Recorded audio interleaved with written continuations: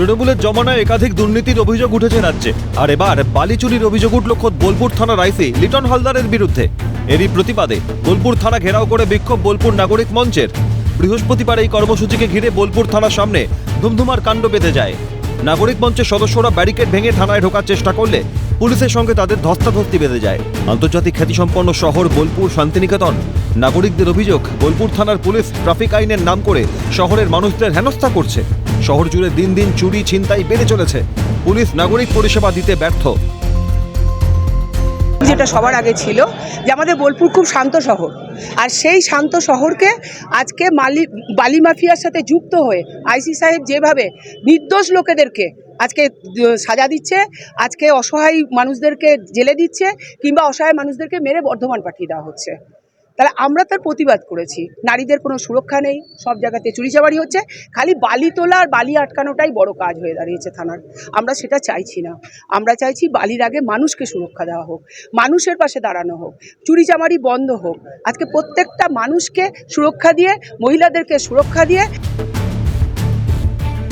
বিষয়টি নিয়ে সরব হয়েছেন বীরভূমের দাপুটে তৃণমূল নেতা তথা তৃণমূলের জেলা কোর কমিটির সদস্য অনুব্রত মণ্ডল। তার অভিযোগ, আইসি যেভাবে বোলপুর শহরে তোলাবাজি করছেন তা অত্যন্ত খারাপ বিষয়। আইসিকে সরানোর জন্য এসপি সহ পুলিশের পদস্থ কর্তাদের জানিয়েছি। দিয়েছে সে আপনারা জানেন, ব্যবসা ইউনিয়ন দ্বারা ছিল, ও যাকে তাকে মেসেজ করে টাকা চাই যে 70,000 80,000, এফআইআর করতে গেলে বলছে 5,000 টাকা নিয়ে এসো। এটা আমি অলরেডি এসপি কে জানিয়েছি। আইসি আছে, আমি এসপি কে বলেছি, আমি অ্যাডিশনাল এসপি কে বলেছি, ডিআইজি কে বলেছি, সামথিং কে বলেছি, এই আইসির এগেইনস্টে সামথিং কে বলেছি। আমি তো অলরেডি সবাইকে জানিয়েছি, এই আইসির এগেইনস্টে সবাইকে জানিয়েছি। এমনকি আমি আমাদের রাজীব কুমারকে জানিয়েছি যে ইমিডিয়েটলি তুলে না হোক, নাহলে বোলপুরের পরিবেশ নষ্ট হয়ে যাচ্ছে। বালি চুরি বন্ধ করাই পুলিশের কাজ, সেখানে পুলিশ আধিকারিকের বিরুদ্ধেই যদি বালি চুরির অভিযোগে যুক্ত থাকার অভিযোগ ওঠে, তাহলে সাধারণ মানুষ অভিযোগ জানাতে কার কাছে যাবেন?